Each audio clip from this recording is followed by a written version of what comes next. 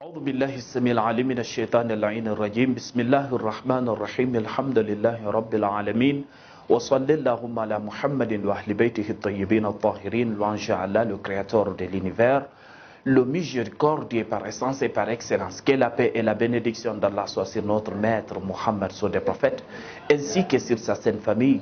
Chers frères et sœurs en islam, assalamu alaikum wa rahmatullahi ta'ala wa barakatuh. La journée d'aujourd'hui marque le 31e anniversaire du décès du fondateur de la République islamique d'Iran, l'Ayatollah Khomeini. Que peut-on retenir de ce grand homme qui a marqué l'histoire de l'humanité? Oui, en première position, c'est lui le fondateur de cette République islamique. Aujourd'hui, on ne peut pas parler de la République islamique d'Iran sans parler de cet homme d'Allah subhanahu wa ta'ala.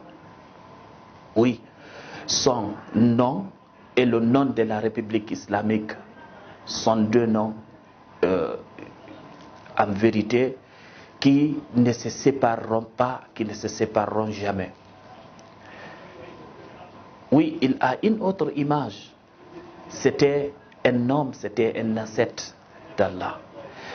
C'était un fervent musulman, c'était un savant. C'est pas simplement un homme politique. Oui, c'était une université de la politique. Mais c'était aussi une université concernant les sciences islamiques.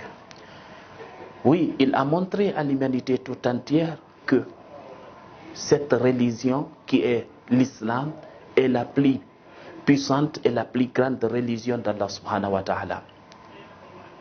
Oui, il a fait de sorte que ce que les gens hier disaient impossible, ils l'ont dit aujourd'hui possible. Il a en quelque sorte montré à l'humanité tout entière comment imiter le saint prophète alayhi wa sallam.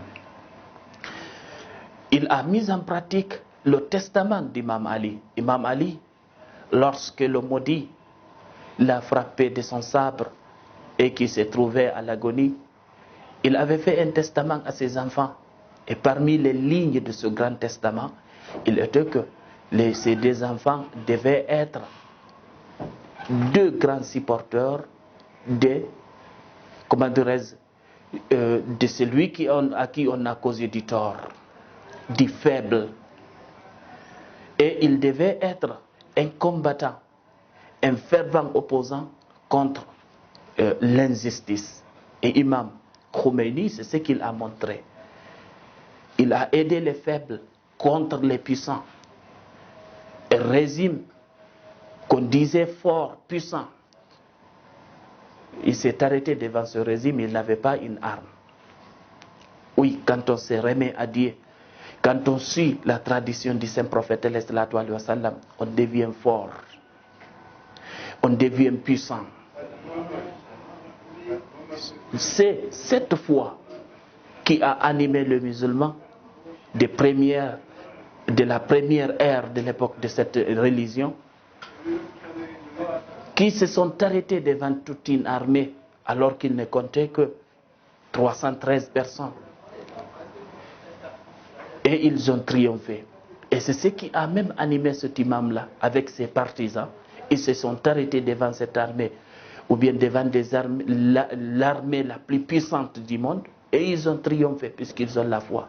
Donc c'est une grande leçon pour nous aujourd'hui, nous musulmans, qui comptons voir la gloire de cette religion. Alors, nous devons suivre ce que le prophète alayhi wa sallam nous a tracé. Oui, à savoir c'est le Saint-Coran et la famille purifiée du Saint-Prophète alayhi wa sallam. Quand on tient les deux, on devient fort, on devient invincible. Donc Imam Khomeini, en se craponnant à ces deux trésors, a pu écrire son nom en lettres d'or dans les pages de l'histoire de l'humanité. Qu'Allah l'ait en sa miséricorde. Assalamu alaikum wa rahmatullahi ta'ala wa barakatuh.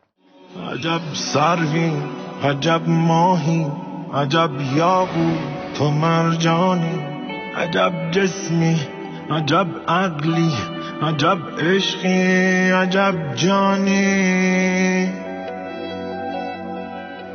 عجب